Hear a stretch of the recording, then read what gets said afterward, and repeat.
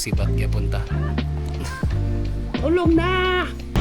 January 15, 2026. Another easy run. This time padulong tag Suarez. Nata explore gamay. Yes! Yapon! Pag-o daw ni nadalan, nag-open sa may Suarez. Dayon uphill. Atong testingan sa kasabida. Atong dalaran sapatos is pang trail pod kay limestone pa siya.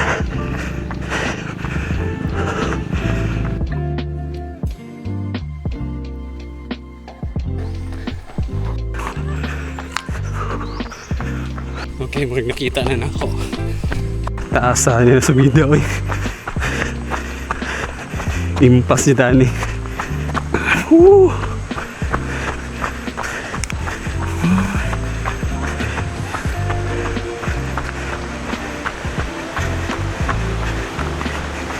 Chubi ya.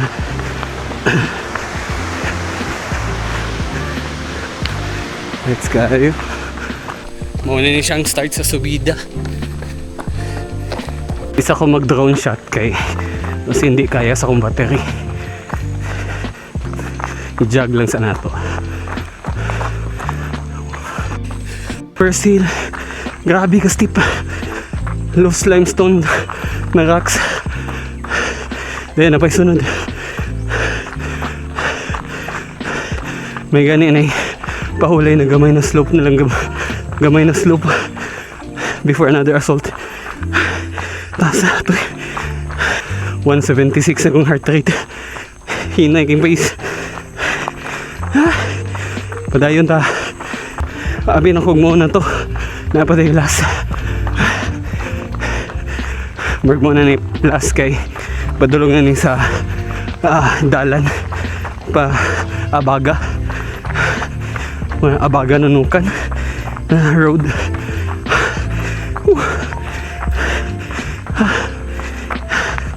May na lang. Naabot ra jud.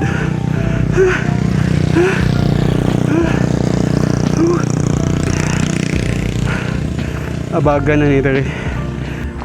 Nara siya, Abaga Village.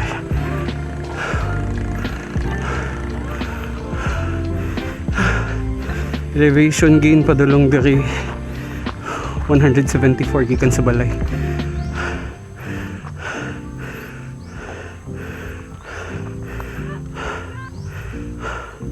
Nice po the view. Huwag gamay dayon downhill. Woo!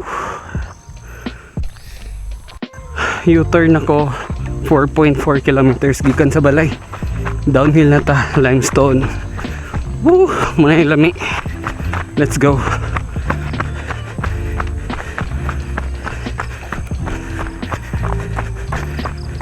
Downhill na lang ako ang i-video. Lamikin downhill. Let's go. So overall, nice kayo na sila na section. Kung uphill mong training, hindi ka mabitin. Kung trails po din mong training, nice kayo kay loose rocks.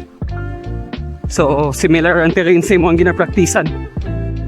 Downhill, paits wag kayo gamiton pang downhill na practice. Pas-pas kini na downhill. Kung repeats lang ka dire, hindi na ka mabitin ba. So definitely add na ko sa ako ang ruta. Since shoot kay sa atong 1 hour na window. Umano siya pinaka-steep na section. Coming. Padulong sa mga tulay. Gamay na tulay. Let's go. Nice ang view pa downhill.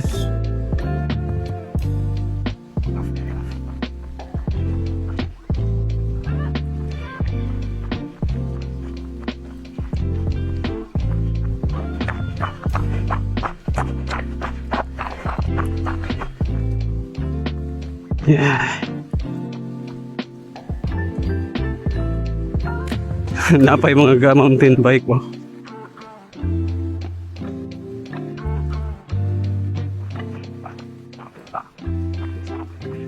Manako, kamo na pod.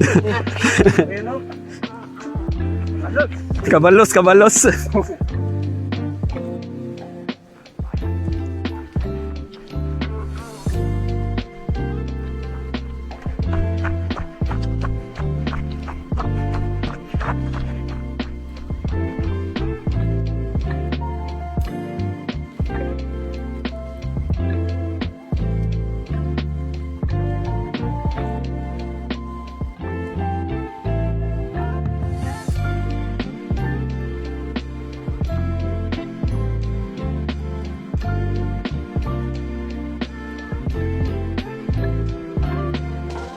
Nakadala pa tag snack. Cinnamon bread. Let's go.